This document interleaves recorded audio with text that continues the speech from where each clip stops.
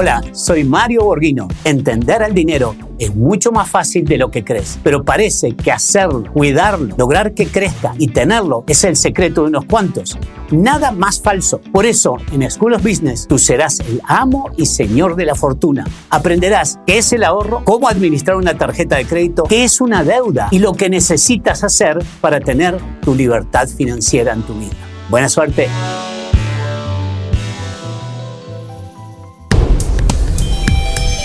Esta es una producción de Marta de Baile. Hablar en plata es hablar sin rodeos y con la verdad. Y es así como queremos abordar los retos y las maravillosas oportunidades con las que nos encontramos conforme quitamos hojas al calendario. Acompaña a Adriana Valladares en Hablando en Plata para descubrir cómo cuidar mejor mente, cuerpo y espíritu para vivir a plenitud esta etapa de la vida.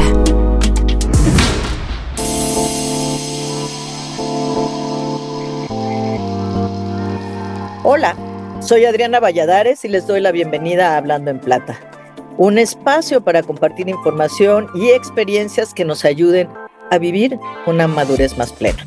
A menudo, la sociedad tiene ideas preconcebidas y estereotipos sobre las personas mayores que no reflejan la realidad de nuestras vidas y capacidades. Estos prejuicios pueden afectar nuestra autoestima, nuestras relaciones y nuestra participación en la comunidad. Y sobre eso hablaremos hoy, sobre los prejuicios en torno al envejecimiento. Para ayudarnos a entender mejor ese tema y explorar cómo podemos desafiar esos estereotipos, me da muchísimo gusto contar con la presencia de Carmen Álvarez Basso, quien se enlaza con nosotros desde Vigo, España. Carmen es experta en longevidad, gerontóloga social, máster coach de vida, conferencista y autora, y además editora de libros. Lleva más de 8 años estudiando, publicando e impartiendo clases y conferencias sobre los cambios y transiciones vitales, la nueva longevidad, la madurez, el envejecimiento y la resiliencia a lo largo de la vida. Su libro sobre cambios y transformaciones vitales se publicó en 2020 y se dedica a apoyar a las personas que se enfrentan a estos cambios vitales y a estas transiciones profesionales en especial. Después de los 50 años, que ocurren después de los 50 años. Es una destacada experta en este tema y esperamos que nos va a dar muchísima información, nos va a iluminar sobre cómo navegar mejor estas aguas. Gracias infinitas, Carmen, por aceptar nuestra invitación y conectarte con nosotros desde España. ¿Cómo estás? Muy bien, gracias, Adriana. No, para mí es un placer estar en tu espacio y empezar a colaborar contigo en esta gran difusión que es la tarea de alfabetizar en la nueva longevidad. Pues allá vamos. Y yo te diría que para empezar, si te parece bien, Carmen, nos cuentes un poquito sobre esta trayectoria que yo menciono, pero es para ti fue también un cambio, esto mismo que nosotros decimos que de pronto hay que reinventarnos, etcétera, etcétera. Háblanos un poco sobre esto en tu trayectoria. ¿Cómo te interesaste en el tema de la longevidad? Mira, todo comienza cuando, bueno, es una cosa que en realidad nos pasa a todos, ¿no? No fue a mí sola, pero sí hay una parte en la vida que suele ser a partir de alguna gente empieza a los 37, otros a los 40, otros a los 50, a mí me pasó a los 53. Y en la misma, por ponerte un ejemplo de los eventos que me empezaron a pasar en ese momento, en la misma semana en que me diagnosticaban un cáncer, me dieron una carta de despido. Mi madre ya tenía Alzheimer, mi padre acababa de fallecer, mis hijos estaban yendo a la universidad y después del proceso de cáncer y de curación del cáncer o de la quimio decidí divorciarme. Estos se llaman eventos vitales, pero yo no sabía que se llaman terremotos vitales, eventos vitales estresantes. Yo no sabía que se acumulaban cuando estamos llegando a esta mitad de la vida o cerca de lo que se llama la mitad de la vida. Y busqué ayuda porque realmente cuando son tan grandes y como estamos cambiando de época, antes estaba la familia, los padres, la familia, la comunidad, que cuando tenías eventos de vida los consultabas con ellos, pero en ese momento viviendo en distintos países, mis padres aquí ya con la salud un poco afectada, yo no podía acudir a ellos y ellos tampoco me hubieran podido ayudar porque, o sea, con lo complicada que era mi vida, yo creo que hubiera acelerado su estrés, ¿no? Entonces contraté una coach de vida porque por suerte las mujeres tenemos amigas y yo ni siquiera sabía lo que era. Y ella fue la que me ayudó un poco a decirme, empieza a estudiar esto porque fíjate, todo lo que te está pasando está en varios libros, ¿no? Entonces, estos libros, y una de las cosas que de lo que hablamos cuando empezamos a hablar de esto, es que ella me decía, tienes que dedicarte a esto, a hablar de esto, sobre todo empecé por los cambios vitales, y todo lo que leí, Adriana, todo lo que leí estaba en inglés, y hay muy poco traducido al español. Entonces, con todos los libros que leí, dije, yo no me puedo quedar con este conocimiento, tengo que empezar a difundirlo, ¿no?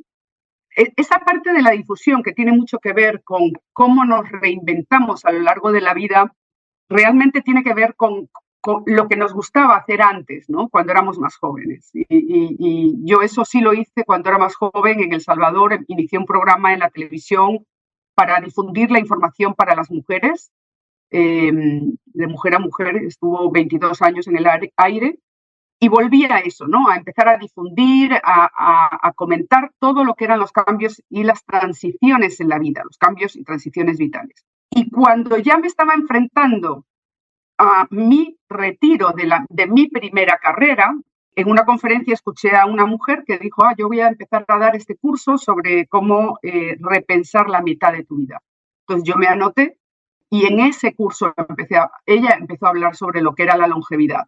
Y yo me quedé tan impresionada que decía, esto es lógico, y me encantó el tema y ahí mismo le dije, yo quiero ser como tú, pero en español.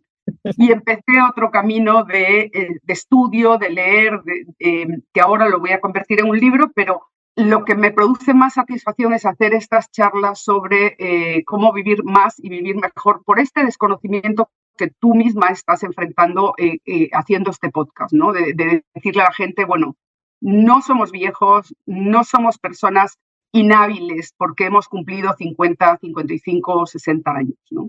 Y de eso se trató y eso es lo que estoy haciendo y la verdad estoy en una etapa de vida muy regenerativa. Yo creo que a partir de los 60, después hablaremos de eso, cómo uno empieza a disfrutar de otro tipo de cosas que yo no me lo imaginé.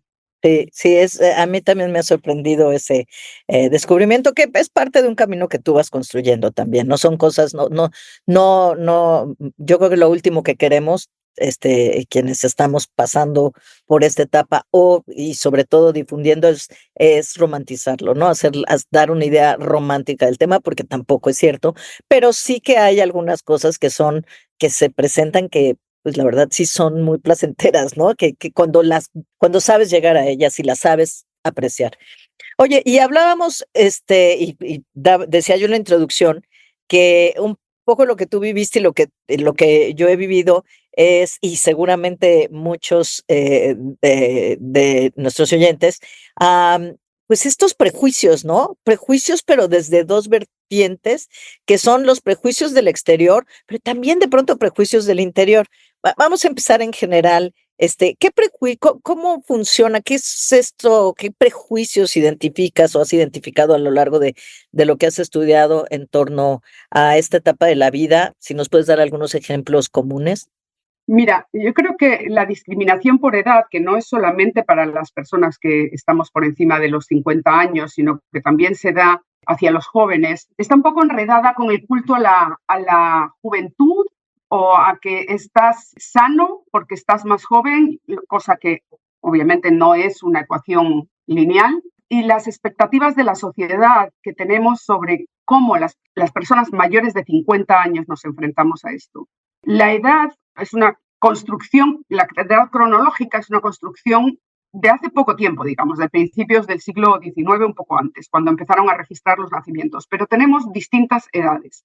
Lo que sí se está estudiando ahora es el daño que nos produce el edadismo, los microviejismos y los prejuicios que tenemos contra tanto nosotros mismas como los demás. Y cómo denigrar el envejecimiento hace que envejezcamos peor, que tenemos muchas más posibilidades de tener deterioro cognitivo y físico si nos están tratando de esta manera, ¿no? E incluso demencia. Eso es lo que se está analizando en este momento. Y tenemos que partir, bueno, por supuesto la sociedad está hecha así, bueno, la sociedad occidental, obviamente, porque hay otras sociedades que no corresponden a este esquema, ¿no?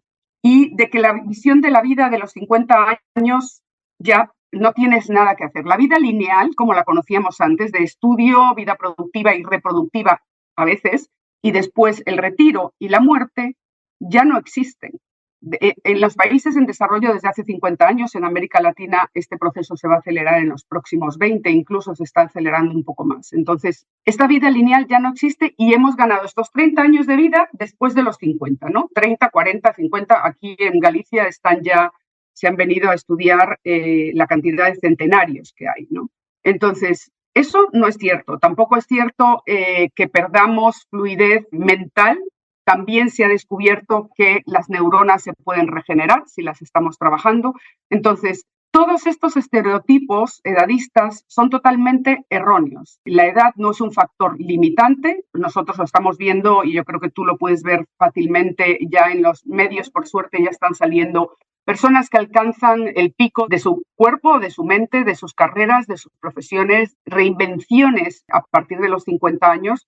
Ya están cada vez más proliferando más estas imágenes. Te voy a poner un ejemplo que a mí me llamó mucho la atención. Uno es el del presidente Jimmy Carter y su mujer, que estuvieron en la presidencia, salieron como a los 50 años, pero por lo que ellos fueron más conocidos es por lo que hicieron después de salir de la presidencia y después de los 50 y se murieron a los 100, ¿no? Que fue la Fundación Carter para la Paz, y ella creó una fundación contra el Alzheimer. Y fue mucho más fructífera esa parte de su vida que por lo que todo el mundo lo conoce, ¿no? Estaba viendo Gang, esta diseñadora de moda, que también empezó su carrera a partir de los 50, ya no hablemos de Clint Eastwood o de Jane Fonda, pero te voy a poner el ejemplo, por ejemplo, de Ursula von der Leyen, la presidenta de la Unión Europea. Ella es una mujer que tuvo 7 hijos y su carrera política empezó a los 60 años. Y lo mismo Nancy Pelosi. Nancy Pelosi tuvo 5 hijos y empezó su carrera política después de los 60. Y están en los 80 y pico y están ahí, ¿no? Bueno, Úrsula no es tan mayor, tiene 70 y tantos. Pero digo, sobre todo en el caso de las mujeres es muy importante saber esto, ¿sabes? Porque en realidad nosotros terminamos ese rol reproductivo y tenemos reverdecemos a partir de los 50 y tenemos una nueva oportunidad de recrearnos y de volver a crearnos. Y con respecto al efecto que hacen los microbiologismos, primero voy a comentarte una cosa. Becca Levy es una profesora de Yale. Ella habló de que la actitud nuestra hacia el envejecimiento y lo que nos hacen los demás con respecto a esta discriminación te puede o te quitar o agregar hasta 7 años y medio de vida. Entonces, aquí yo creo que empecemos por nosotros mismos, ¿no? Porque como dice Byron Katie, nosotros podemos manejar lo que nosotros hacemos, no podemos manejar lo que nos pasa en el exterior, lo que pasa en el mundo, ni podemos manejar a los demás. Sí, a veces, como entonces, te decía, los prejuicios son nuestros. O sea, nosotros somos los primeros que decimos, no, eso ya no debo, ya no puedo, ya no se ve bien, qué sé yo, algo así, me imagino. No, sí, además imagínate lo fuertes que son, ¿no? Que incluso cuando yo me retiré de mi primera carrera, ahora hay que hablar así de cuántas carreras te estás jubilando, y me vine a vivir aquí, yo no me incorporé a un grupo de senderismo, que me encanta hacerlo, porque yo misma pensé, no, yo no voy a poder aguantar 13 kilómetros, voy a hacer que el grupo esté más lento, entonces preferí no hacerlo el primer año, ¿no? Y de repente nos fuimos con unas amigas a hacer el camino de Santiago y caminábamos 25 kilómetros al día. Y yo digo, ¿y quién me impuso esto a mí? Yo, solamente yo. Uh-huh. Y eso que estoy estudiando esto, ¿no? Imagínate tú todo lo demás. Sí, que te haces las preguntas, que te consideras que no, que te sientes, porque pasa mucho. A mí me toca gente que me dice, no, yo no en las descripciones que dices, porque yo soy así, porque bueno, no todos hacemos el mismo proceso, pero hablamos de generalidades. Y sí, yo exactamente igual que tú digo, no, ¿cómo voy a entrar ahí? No, ¿cómo voy a entrar a ese grupo? ¿No? Etcétera. Y me cuesta, bueno, mismo este proyecto, o sea, a mí me costó, todavía no me supero el susto, pero realmente me costó mucho trabajo porque como crees, a estas alturas vas a aprender cosas, qué sé yo. Y hablábamos tú y yo en algún momento de, pues, que hasta que te planteas decir, bueno, hay que, y le doy crédito a Rebe Muñoz por esta frase, pero no salir, sino ampliar nuestra zona de confort. Oye, tú estabas hablando has usado la palabra microviejismos un par de veces. ¿Qué son? ¿Cuáles son? Dame un ejemplo de eso. O sea, digamos, la discriminación por edad es el típico anuncio que te dice solo queremos gente de 25 años en adelante, ¿no? O sea, para una contratación. Son cosas como más institucionalizadas. Los microviejismos es lo que nos hacemos nosotros y también lo que nos hace nuestra familia alrededor. Incluso los amigos. Yo recuerdo que cuando cumplí 60 años el año pasado estaba con un amigo que me dice, ¿tú ya tienes 60 años? Yo le digo, sí. Me dice, ¿y no estás deprimida? Y yo, no. Estoy en la mejor etapa de mi vida. Entonces, ese ataque permanente que nosotras mismas hacemos sobre nuestras creencias limitantes sobre lo que es llegar a esta edad, que están completamente fuera de lo que ya es la nueva longevidad, lo que es esta llegada de los baby boomers a esta etapa de la vida, ¿no? Somos la generación más grande, con más recursos de la historia. De tamaño, sí.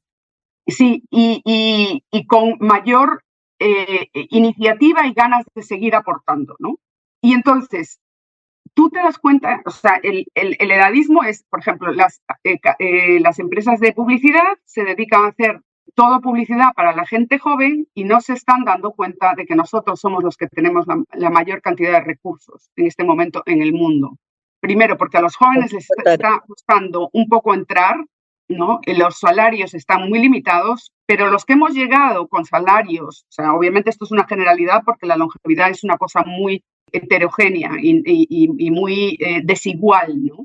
Pero si agregas el consumo que nosotros tenemos, te das cuenta de que las empresas están un poco perdidas, ¿no? Porque como generación, y tenemos un episodio justamente de esta generación baby boomer, tú eres la última que llega, con tu año se cierra esa generación, pero fue una generación que creció con trabajos muy estables, con programas de pensiones muy sólidos, etcétera. Entonces, como bien dices, no es la generalidad y hay diferencias dentro del país, incluso dentro de un país, ¿no?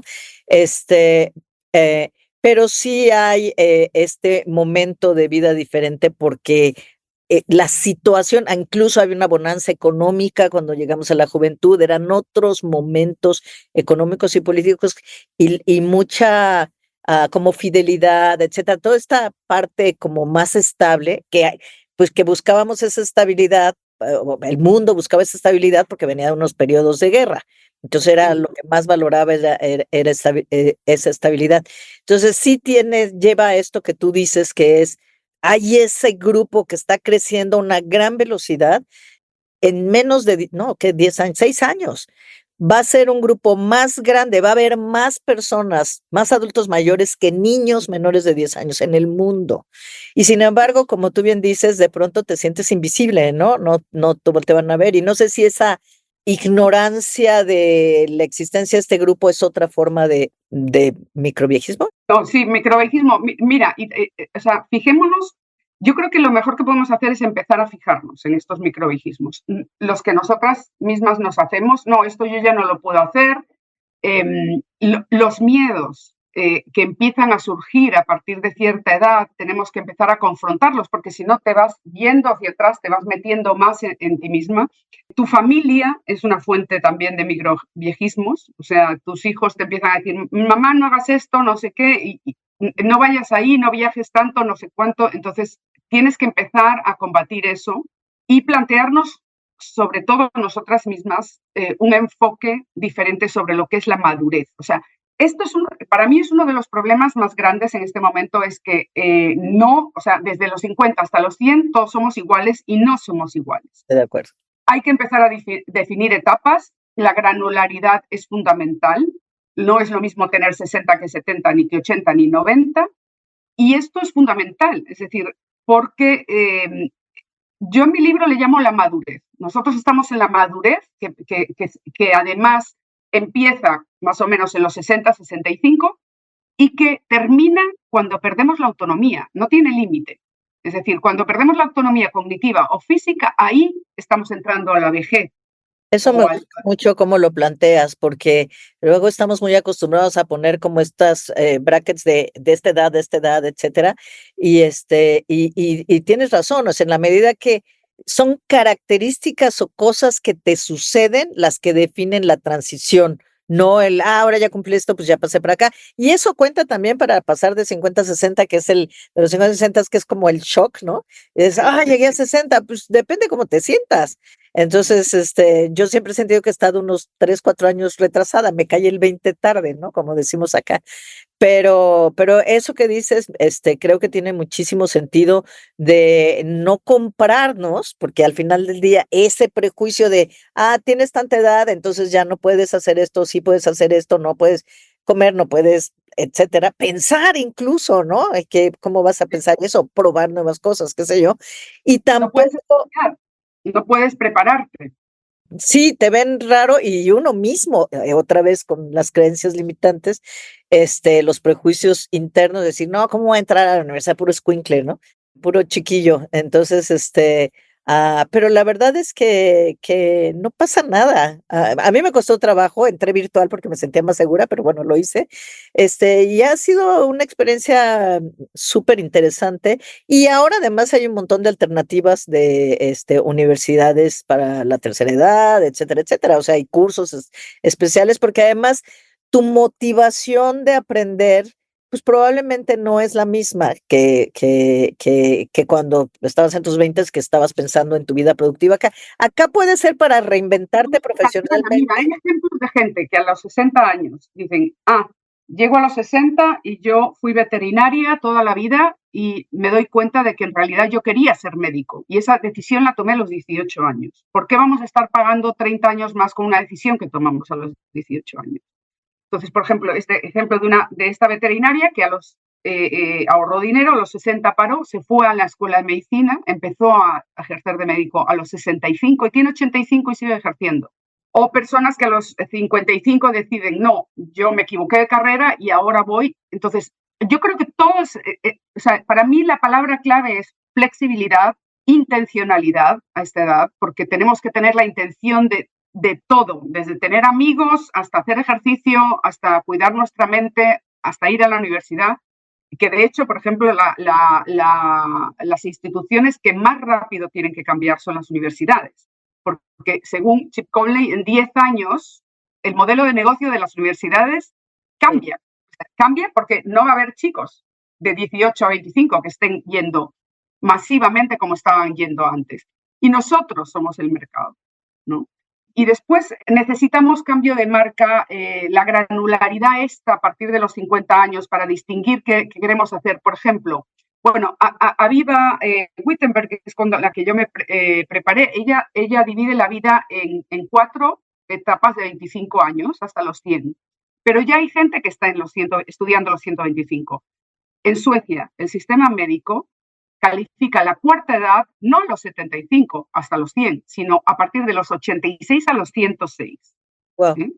Y Sí, eso claro, ya porque es... además este fenómeno que estamos viviendo va a seguir con los avances tecnológicos, la medicina, etcétera, etcétera, va a seguir. Y es interesante porque como parte de estos, o sea, como que no se está reconociendo todavía, como que hay un rezago en la proveeduría de servicios, asumen por alguna razón que en esta etapa de la vida no tienes necesidades, no te quieres ver bien, no quieres viajar, no sé, o no sé por qué.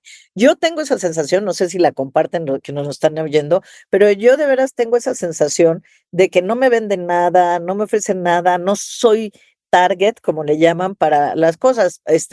¿Y por qué me importa? Pues porque entonces no desarrollan productos que puedan tener sentido para mí, ¿no? Y que me satisfagan o servicios. Y además, eso es del lado de mí como consumidor, pero además la beta que se abre en términos de posibilidades de nuevas carreras, como lo que tú estás haciendo, y hay un montón que se puedan hacer cosas. Y quiero retomar una cosa que dijiste porque me parece espectacular para reflexionar. La posibilidad de sentarte y decir, bueno, ¿qué quiero hacer? ¿Cuál va a ser mi propósito en esta etapa de la vida? Y puede ser el que quieras, o sea, no tiene que ser, yo voy a estudiar medicina y no, a lo mejor no, estoy cansado, no, de eso no quiero eso, a lo mejor quiero hacer otra cosa, la que sea, pero sí es importante pensar, no que ya se acabó, sino decir, se abre un nuevo capítulo. ¿Qué voy a escribir en esta parte? ¿Cómo la voy a escribir? Y que no le tengan miedo a eso, que hay tiempo para preparar, estudiarse y ejercer. Tú sabes que los coreanos dividen la vida en 120 años, ¿no? Los primeros 60 y los segundos 60. Y los primeros 5 años de los segundos 60 son para prepararte para esos 60.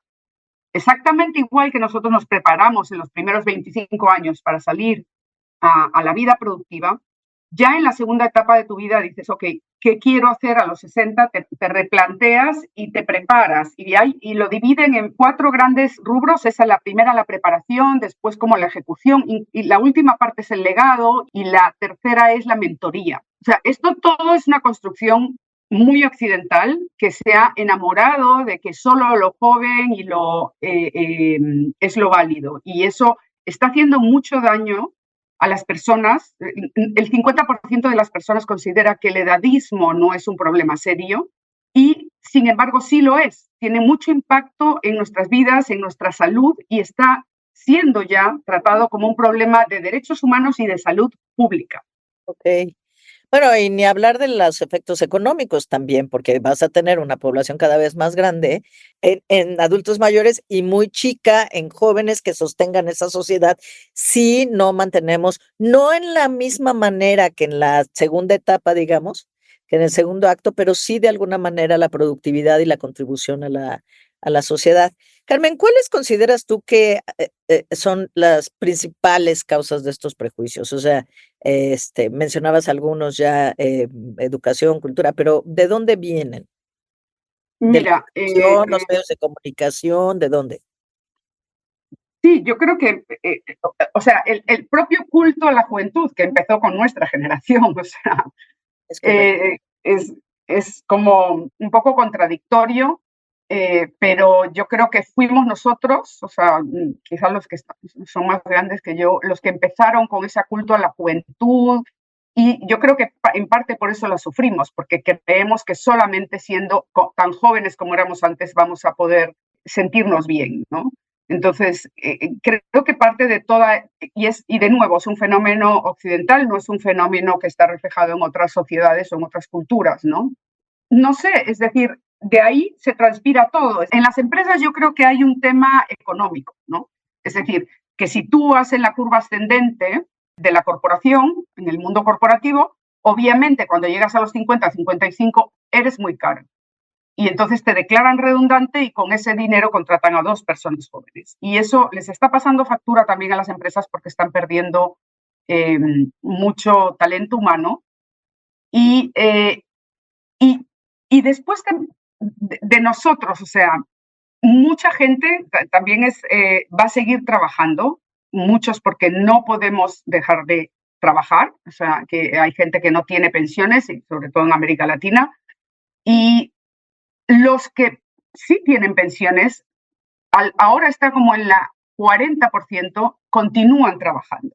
Entonces, ya toda exacto, la vida lineal de que hay retiro no existe. El retiro durabas 7 años vivo y después te morías. Eso ya no está pasando, ¿no?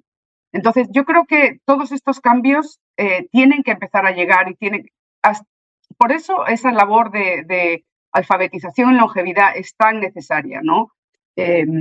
Las personas mayores de 50 no somos simplemente un nicho ni un segmento de mercado, sino que somos el mercado más grande y de mayor crecimiento a nivel mundial, ¿no? Entonces, hay que dejar de vernos como un grupo que somos insignificantes y que no tenemos opiniones y que nuestras preferencias no tienen importancia. Este mercado solo se va a agigantar y tú lo ves en muchísimos efectos. Ya en Estados Unidos hay un movimiento de gente que se llama, sobre el TED Talk de Jane Fonda, que se llama The Third Act, el tercer acto, que se llama y están agregando la demanda de la gente, en el sentido de, ok, este banco hizo algo en contra de las personas o no nos está favoreciendo o nos está subiendo los intereses porque necesitamos más atención que los otros o nos está cobrando comisiones por atendernos O no nos da créditos porque dice que bueno, ya... El crédito es ya un problema, ¿no? O sea, yo he ido a conferencias de economía plateada y les dices, bueno, ¿y hasta qué edad usted da créditos? Hasta los 65. ¿Cómo? Si ahora vamos a vivir 30 años más, ¿cómo vamos a vivir sin crédito? Fair Act, por ejemplo, hizo una campaña agregada de decir, todo el mundo que tenga cuentas en este banco, que las saque. Y ahí lo sintieron. Claro. En Inglaterra, en Londres, por ejemplo, ya hay un movimiento de gente mayor de 65 que está pidiendo a los restaurantes que pongan la música más baja o no música y que abran más temprano para que poder cenar más temprano, lo cual obviamente te alarga la vida, ¿no? Porque si comes y te vas a dormir antes de 2 o 3 horas, vas a pasarlo mal, digamos, cuando estés durmiendo. Entonces, eso ya está ocurriendo en otros países, ¿no? Pero lo que te estoy oyendo decir es que entonces en algunos lugares ya esta generación se está organizando, que no me sorprende porque así como dijiste lo de la juventud, que no lo había pensado y la verdad tienes tontita la razón porque fue cuando el foco se cambió de los adultos a los jóvenes, también del otro lado es una generación que siempre se manifestó. O sea, que fue la primera que salió a las calles. Entonces me hace mucho sentido que sea la que ahora también diga, a ver, vamos a organizarnos y vamos a pedir que me hagan caso a mis necesidades de hoy y a mis deseos de hoy. Esto es lo que yo quiero y lo que yo necesito. Y eso es una forma de empoderamiento. Entonces, realmente es interesante y valioso. A nivel individual, ¿qué medidas tú crees que podemos tomar? Bueno, comunitarios serían estas un poco que dices, pero a nivel individual, ¿qué medidas se pueden tomar para educar y crear conciencia entre la población sobre estos prejuicios o cuando sintamos que estamos siendo, pues no sé si usar la palabra víctima, pero por lo menos sujeto de estos prejuicios? Mira, yo creo que lo primero es empezar a notarlos, ¿no? Lo primero, así como lo que decíamos, yo misma me lo estoy haciendo, ¿no? La historia que nos contamos en nuestra cabeza también es muy importante y eso lo podemos ver incluso a nuestro alrededor en la familia, que hay personas que se cuentan la historia mala, ¿no? Y hasta físicamente decaen, ¿no? Entonces, la narrativa yo creo que es fundamental, la narrativa que nosotras nos contamos a nosotras mismas y, ¿sabes la historia de los cherokees? No. ¿No? Es un abuelo que le está contando a su nietito la historia de lo que nos pasa en la cabeza, ¿no? Y le dice, bueno, en la cabeza nosotros tenemos un lobo bueno y un lobo malo y están en constante pelea. Y entonces le dice el nieto, abuelo, pero ¿quién gana la pelea?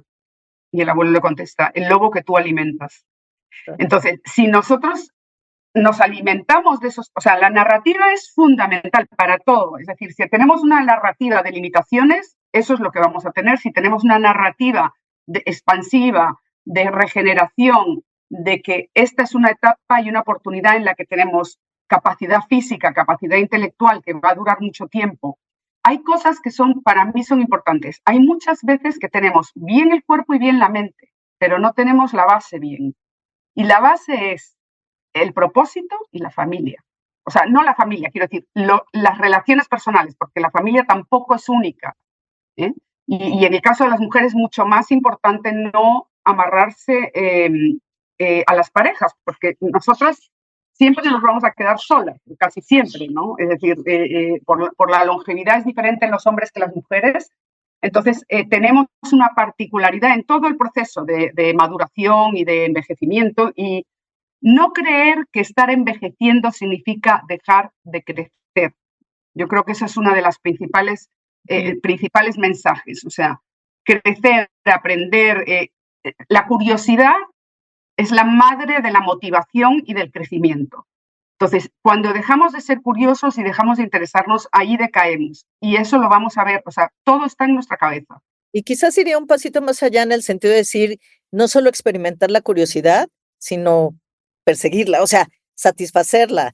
O sea, porque a veces la reprimimos, decimos, esto, no, pero quién sabe. No, no, explóralo, o sea, no pasa nada. Y me quedo con esto que dices en términos de la narrativa, porque, y quisiera bajarlo para decir, ¿cómo podemos hacer esa narrativa? Bueno, empezando por contarnos a nosotros mismos otra historia y desafiarla. Y puede ser desde escribirlo. Hay muchas maneras, cada quien tendrá la suya y depende de las herramientas que tenga, pero una muy sencilla es levantarse en la mañana y escribir 3 cosas, esta típica de que por qué estás agradecido, está bien, pero agrega también quién soy. Soy esto, o alguien me sugirió una vez y me pareció muy buena idea, cuando yo todavía estaba acercándome, porque ya me estaba preguntando qué iba a pasar y yo siempre soy muy planeadora, entonces desde antes estaba viéndolo, haz un vision board, haz tu cartel de cómo lo ves y pon las imágenes, recorta de revistas y haz ese ejercicio, pero diciendo cómo te ves tú en esta etapa de la vida, qué te ves haciendo. Y entonces ahí es donde vas a ver, pongo esta persona patinando, no, no, no, ¿cómo no? Y pregúntate, ¿por qué no? A lo mejor sí no quieres, pues dices, me da miedo romperme un hueso, pero habrá muchas cosas que sí, yo algunas que no, pero cambia esa narrativa por el sí se puede. Y la otra es marcarlo. Yo sí creo que de pronto si alguien te dice algo como estos comentarios que tú has hecho, yo creo que sí hay que Para marcarlo y decir, oye, pues no lo veo de esta manera, o me parece que no me conoces, o no sabes lo que estoy haciendo, y al final del día las acciones, porque nada habla más que las acciones. Si te ven emprendiendo lo que sea, proyectos, pero lo que sea, desde te gusta, tengo una amiga que decidió que a ella le gusta mucho tejer y se metió en un taller de tejido, todas eran jóvenes, menos ella, y estaba feliz y empezó a hacer muchas cosas al respecto y de ahí creó un proyecto, etcétera, etcétera, porque me parece increíble. O sea, lo que quieras, pero hazlo. Y en la medida que lo vean, inmediatamente te empiezan a ver de otra manera. Ya no caben estas restricciones que te ponen, ¿no? Sí, yo creo que además no mirarnos en el espejo de lo que fue la vida de nuestros abuelos ni nuestros padres, porque la nuestra es completamente diferente. Entonces, normalmente uno siempre busca las referentes en cómo lo hicieron tus padres y bueno, la vida de las personas nos sirve de reflejo o de advertencia, ¿no? O sea, a mí como a ti, ¿no? Yo me empecé a meter en esto porque mis padres tuvieron una vida maravillosa, amigos, viajes, tenían recursos. Cumplió 65 años y fue un declive de tal manera que yo, cuando dije, bueno, me estoy acercando a esa edad, ¿qué es lo que pasó aquí? ¿No? Y fundamentalmente es eso, ¿no? La crisis de identidad cuando dejas tu trabajo y la crisis de propósito. Y el propósito no tiene que ser propósito con mayúsculas, ¿no? Es darle sentido a la vida, qué es lo que te hace levantarte, como tú dices, la curiosidad, la motivación. Y ahí busca qué es lo que te fascinaba hacer, porque, bueno, si tienes recursos para poder sobrevivir en esta etapa, lo único que tenemos que hacer ahora es divertirnos. O sea, cuando a mí me preguntan, ¿y qué haces? Yo ahora solo tengo que divertirme, ¿no? Mis hijos están criados, puedo hacer lo que quiera, he reganado una libertad que no pensé que iba a tener, ¿no? Es decir, ya con los hijos mayores y colocados, ¿qué vas a hacer? Divertirte, no te vas a hundir en la depresión porque no están cerca de tu casa. Y por eso es muy importante en esta edad, y de nuevo, la intencionalidad, la estructura, que dejamos de tener, la estructura social desaparece en esta edad, ¿no? Ya los amigos no vienen del trabajo, el horario no viene del trabajo, todo lo perdemos todo, entonces tenemos que construirlo todo. Para eso son muy útiles, hay un montón de cursos ya para hacerlo, porque sí, tenemos que prepararnos son 30 años de vida. Igual que nos preparamos de los 25 primeros para los siguientes 25, esta etapa tenemos que prepararla, porque si te dejas llevar, de repente se te pasan los días, ahí te vas quedando parada, y esto es un poco peligroso, y lo vemos, seguramente todos tenemos en nuestra familia estos ejemplos de la gente. Y hablando de la curva de la felicidad, que te dicen, ok, el bienestar, le llamo yo la curva del bienestar, porque esto de la felicidad a mí me da un poco más de... Entonces, y la peor, se supone que la peor etapa está entre los 45 hasta los 60, 65, en donde tenemos normalmente sobre nuestras espaldas las mochilas de nuestros hijos, las mochilas de nuestros padres, nuestro trabajo, el riesgo de trabajo, normalmente tenemos un toque de salud. Entonces, ahí es donde sentimos que el peso es más fuerte y por eso la sensación de bienestar decae. Esto está estudiado en todos los países, ha sido un estudio sociológico muy grande. Y después, a partir de los 60, como nos está pasando a nosotras, empiezas a sentir ese bienestar de nuevo y dicen que se programa hasta arriba, 60, 70, 80, 90 y 100. Depende, ¿no? Depende de tus eventos de salud, depende de tu cabeza, de cómo tengas tus emociones, tu cabeza. Y hay gente que a veces en los 65, y los conocemos muchos, se estancan, ¿no? Entonces, es tu deseo de seguir adelante. Y mucha gente le pregunta, hay veces que le preguntan a gente que ya tiene incluso limitaciones físicas y le dicen, ¿por qué tú te sientes bien? Porque no le dan tanta relevancia, ¿no? Entonces, ahí es de nuevo el énfasis que nosotros queramos poner. Porque lo entiendes y lo aceptas, que eso también es una parte. Exactamente. Por último, me encantaría saber qué esperanzas tienes tú o qué expectativas tienes tú para el futuro en términos de cómo la sociedad verá y tratará a las personas mayores. Mira, yo creo que ya el cambio ya está rodando, ¿no? O sea, en el siglo XXI los 3 paradigmas más grandes, yo incluso añado otro más, pero es el cambio climático, la inteligencia artificial y esta longevidad. O sea, los países lo sabían que esto se venía, esto no es un secreto. Están un poco atrasados, las empresas también, pero ya hay un movimiento, ya hay gente, ya se está hablando mucho más. Esta difusión es muy necesaria porque todos tenemos que cambiar la narrativa sobre cómo nos leemos en esta etapa, ¿no? Incluidos nuestros hijos, nuestros primos, todo el mundo tenemos que cambiarla, ¿no? Y yo creo que esto no va a parar, ¿no? Es una tarea fuerte. Además, tenemos una visión de la vejez que es la de los años 60, 70, en donde, bueno, entonces a partir de los 65 te vas a vivir a una colonia para gente mayor, no sé qué. Eso está ya totalmente fuera de mercado. Y además no recomendado, porque recuerdo ahora, acabo de hacer un diplomado en Lisboa sobre longevidad, y recuerdo que una de las personas que llegó nos contó que las familias, sus padres, sus amigos, todos habían creado un edificio para vivir durante la juventud, y a medida de que fueron yéndose los hijos, los padres se quedaron, y los padres de ella se quedaron solos en el edificio porque todos se iban muriendo. Entonces, no es conveniente juntarse solamente la gente de la misma edad. Hay que construir relaciones en todas las edades, porque si tú vas a llegar a ser más longevo, entonces te puedes encontrar solo si tu red es solamente de gente de tu edad. Yo creo que la sociedad no va a tener alternativa, se va a tener que adaptar. ¿Por qué? Pues porque hacia allá va el planeta, el mundo entero, está moviéndose la población y va a ser mayoritariamente personas mayores. Entonces se va a tener que adaptar porque, pues, por necesidades de mercado, por necesidades de la gente, etcétera, etcétera. Entonces, yo en lo personal tengo expectativas positivas, que se va a empujar y bueno, ya de entrada lo estamos viviendo y estamos aquí compartiendo este espacio. Carmen. Y lo que no sabemos es cuándo le va a caer el 20 a los demás. No, yo creo que más esperemos, sobre todo si hacemos estos esfuerzos y cada vez hay más gente sumándose en difundirlo, etcétera, o estos movimientos que tú narrabas, entonces va a suceder más. Carmen, no sabes cómo te agradezco por compartir estos momentos con nosotros y sobre todo tu conocimiento. ¿Dónde te pueden encontrar o seguir quienes estén interesados en hacerlo? Mira, yo tengo mi página web, es mi nombre completo, Carmen Álvarez Basso, y lo mismo en Facebook o en Instagram o en LinkedIn. Y ahora que voy a terminar de corregir el libro con este nuevo, el primer diplomado en longevidad se acaba de dar ahora en Lisboa, y voy a cambiar completamente el libro, por eso lo tuve que parar.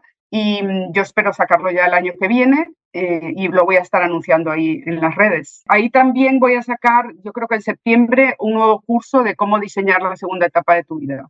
Muy bien, pues nos avisas cuando eso suceda para comentarlo, ¿vale? Sí, porque es muy reconfortante. Ahora en Lisboa, como yo ya había hecho esa planificación y teníamos el ejercicio de hacerlo, yo ya planifiqué en los 70, porque los 60 ya están planificados. Muy bien, muy bien, muy bien. Pues estaremos muy pendientes para comunicarlo y aprender de eso.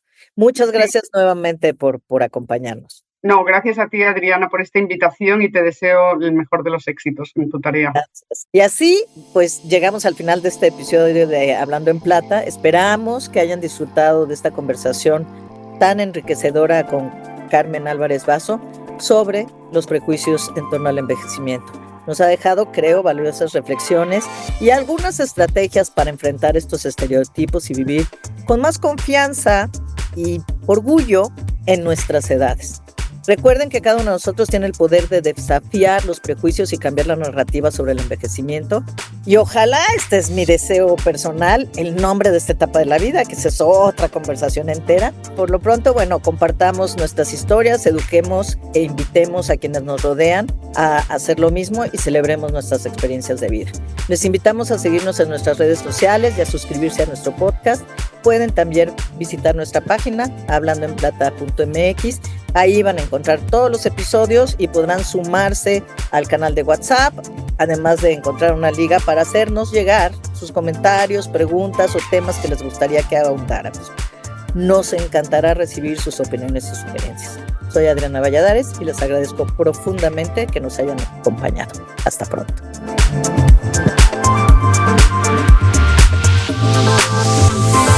Hablando en Plata, con Adriana Valladares. Esta es una producción de Marta de Baile.